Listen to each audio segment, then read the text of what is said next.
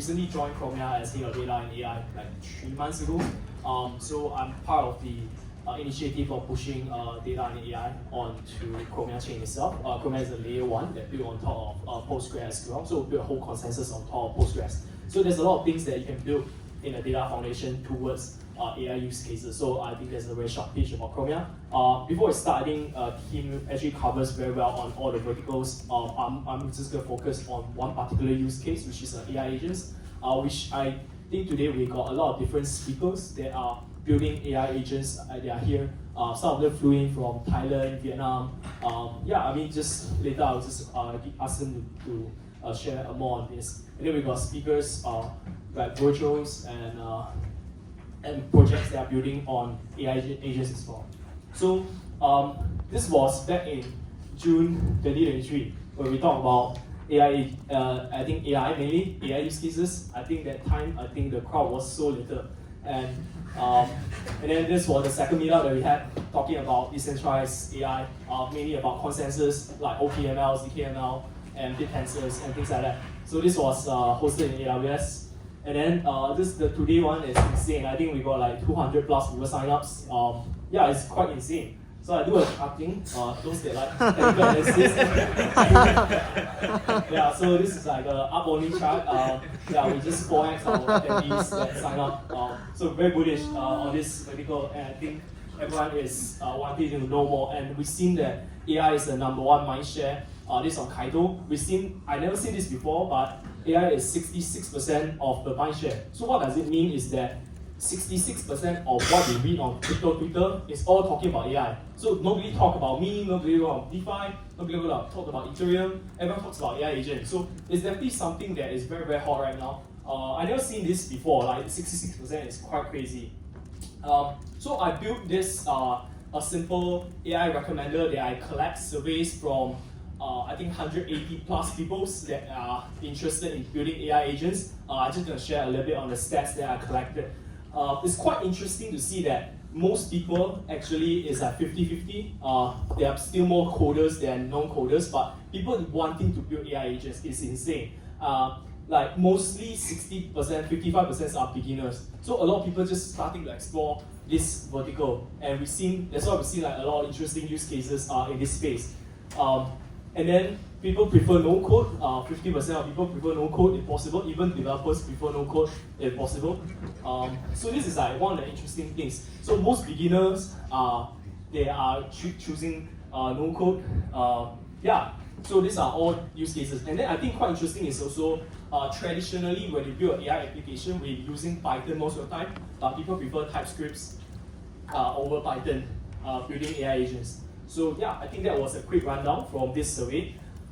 And before we start talking about AI agents, I want to talk a little bit about how crypto and AI works together. Because in theory, crypto is very deterministic technologies. We need things to be very deterministic, very certain. And AI is very, very uncertain. So it's like cryptocurrency is more like an order, and then AI is like chaos. So how can order and chaos work together? So this was written by Vitalik. It's a very, very good cross path on what he writes about it, like data transparency, monetization, cost cutting, competition, innovation, inclusive. But I don't think he mentioned about AI agents. I don't think he seen the crypto KOLs coming in. Yeah.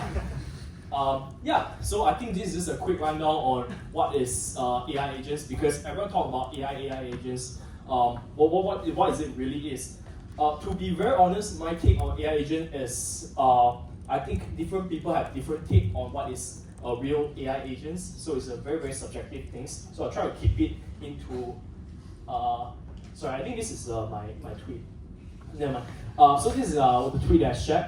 I feel like to explain AI agents, I think I don't want to use the LLM method of AI agents to explain it. I explain more like a traditional artificial intelligence method, where when you build these agents, you start from a data source. So this is your perceiving. So it's like a human. When you receive something in, for example, you read a tweet. So this is your perceived layer. And then you think, you self-reflect and reason, and then your action, which is playing. So it's just a simple. It's just an AI system that can self-diagnose, like receive data and then self-diagnose and then decide what to do on it. So simple use cases is more like a crypto Twitter that we see today. Is more like they receive all these data source from Twitter and then they'll just think about it and then they'll tweet it. Simple. I think this is a very simple system. I mean, this is more on the Web2 side. In Web2, we have a lot of different tools like LangChain, Llama Index. I'm going to cover a little bit on the crypto framework later. This is more on the traditional Web2 framework because what I think is that sometimes you need to use both sides of technology. You cannot just use the Web3 framework, but this is like a quick cover. Yeah, I think this is a very short history on crypto Twitter AI. I think we started all this trend back in last year, probably November or October, where we had this thing called GOAT. This is how it all started. Because previously when we talk about AI system, middleware, infrastructures, and all those things, it's actually very boring. If I talk about BitTensor today, I think half the crowd going to be sleeping. Yeah, so this is something interesting because what they did is that Andy was a researcher, which is the core developer of GOAT. So he created two AI and talk to each other and created this product called Infinite Backroom where two AI talks to each other and then suddenly come out that they want to launch a coin. So the committee decided to launch a meme coin called GOAT, and then there's a meme coin called FartCoin, and then both coins send it to the AI agent's wallet. So Andy set up a wallet for the AI agent and they become the first millionaire. Actually it's multi-millionaire. You've seen the net worth today, 40 million. Yeah, so it's quite insane. So this is how everything kickstart. And then we have from virtual, we seen the Luna where they got hired by another project for 300K. Yeah, and first AI agents that actually live streams and things like that. And then we see like AI16Z, which is the first course path of how can you use DAOs and AI. And what they are building today is more like an AI framework that is using by a lot of different projects that kickstart. Today we have a project that is using ELIZA framework as well, so we can have a session in the panel to talk about it. Yeah, let me just quickly glance through the tweet. Yeah, I wrote very long threads on. I mean, you can take a look into my slides, but I just want to quickly glance through the tweet that I had. Yeah. So like, let me just try to find a quick one. Yeah. So if you're building AI agents today, I think one of the quick things is that when, okay, sorry, let me just pull it up. Okay, yeah. So one of the quick things is that everyone is actually exploring about just using prompting today. People just write a prompt with your AI agents, which is quite usable for most of the use case. But at the end of the day, there's still a lot of like angles that you can build it with AI agents. You can have a data layer, you have a fine-tuning layer, and things like that. So these are a few things that you can look into on the threads. Yeah. So next, I'm just going to share a little bit about the choices of code and no-code AI framework. I think it's a bit hard to see. Sorry.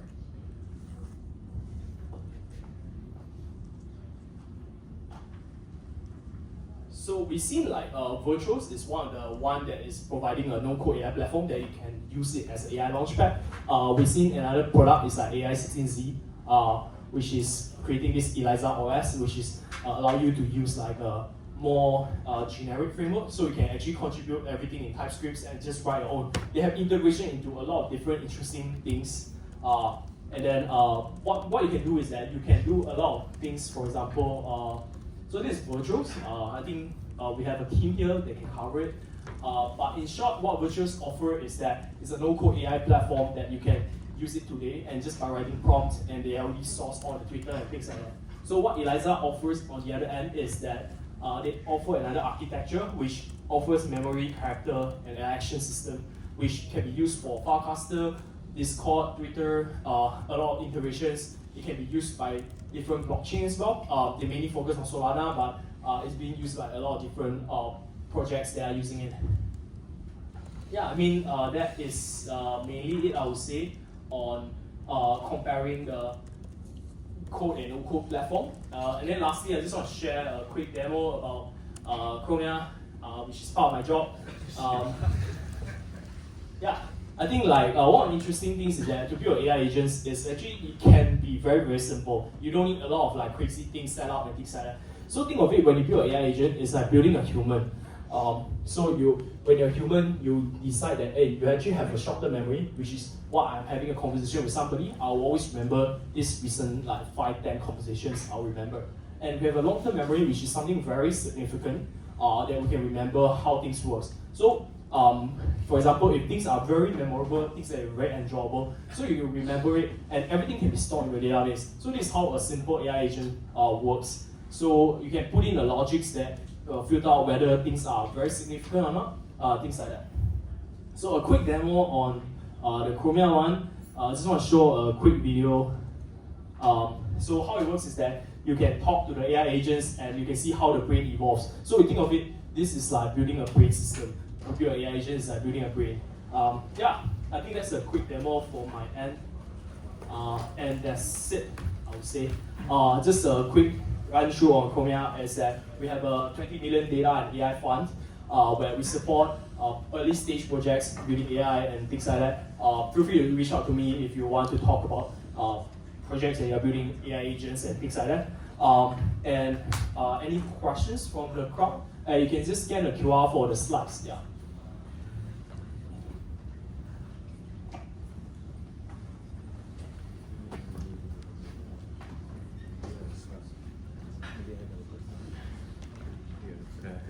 Hi Johnson. Yeah, thanks for the presentation. Yeah, I'm very rookie in AI agents, I would have to say.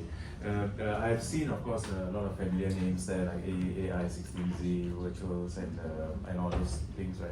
So far I've only seen it as a speculative token to be bought and traded and all that.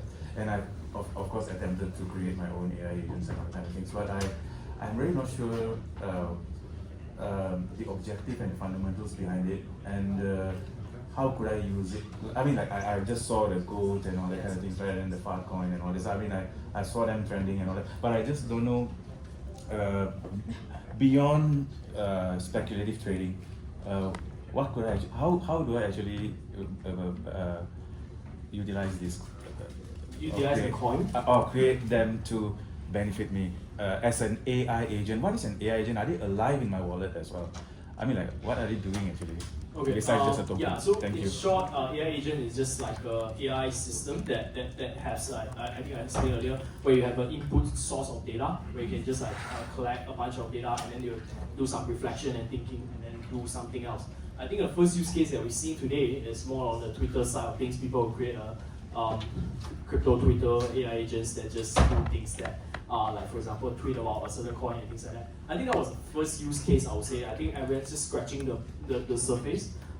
We haven't seen, I mean, we've seen like some frameworks use case like what Kim shared earlier on a bunch of like framework that is available in the market. I mean, framework has a certain token accrual method where they can get airdrops from those ecosystem people that are building. I think Virtuous has done a very, very interesting jobs on the token accrual for users, because if you hold virtual token, you can actually get airdrops on the a few of the later launch AI agents coin. We've seen like a lot of different brands that are on Virtuals already. I think that's a very interesting use case on the token end. Yeah, I think everyone's just trying to understand the market right now. I think it's still very, very early to say like what is the use cases other than the crypto Twitter end. We've seen like a lot of different use cases. For example, I think it brings in a lot of attention to ZK and TEE. Recently, I think all the TEE been, I think it's a topic nobody cares, but suddenly everyone cares about TEE. Yeah, so that's something I would say the benefit on all these AI agents. I feel like people start to recognize a certain technologies that is been available for a long while but never get attention. I feel like that would be more novel. Yeah. But why do you need like several of them though? I mean, like some people they just buy a bunch of them and then like just wait for it to double to TEX and then just sell it or something like that. I mean, token is where you get attention up. To be very honest, I mean, if there's no token, people don't have skin in the game. So yeah, why do you need a token? Because people can speculate and get attention. I guess that's a benefit. But yeah. So the one that we are actually buying they are actually tokens of that particular agent. Yes. They are yeah. not the agents themselves. The agents, it depends, because I think a lot of projects. Like for example, different. if I have like a 5 AI XBT or 10, okay, 1 AI XBT, Yeah. so they are actually representing the actual agent, or are they the agent? Or So is it the agent? I mean, is like very subjective, right? Whether the AI agents should own the coin or not. I mean, it depends. But in the XBT case, is like there's a whole team behind it building the project. So the team is actually tracking the AI XBT. And when I think there's only a few token sync method that they have. The first way is that when you have almost I think it's like a few $100K US worth of AI XBT, you get access to the terminal. I think this is what they did with a gated access. I mean, and then they, I don't think there's a lot of token use cases yet, like at this early stage of a lot of projects right now. Yeah. Any more questions?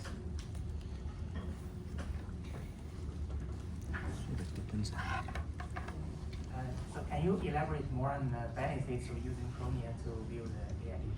Yeah, sure. Thanks for asking that. Sorry, I didn't cover it very, very well earlier. So I think a quick run through is that Chromia is a blockchain that built on top of Postgres SQL. So every AI agents that you use today, most of them are using an SQL, which to store clean data. You cannot use Filecoin or any other coin, Filecoin or Arweave to store clean data, because they are more like a static file.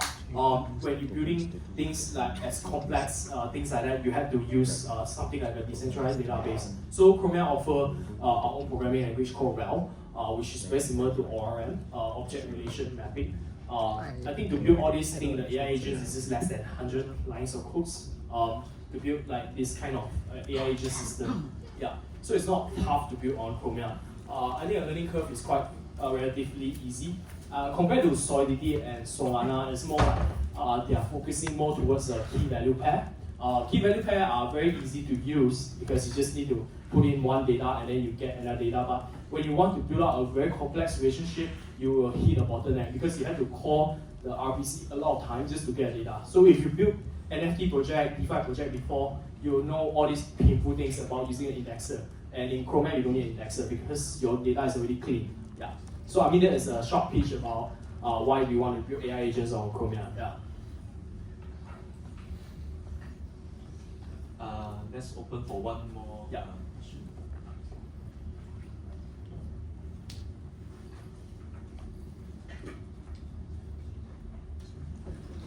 Last call? Okay, if not, let's give a round of applause to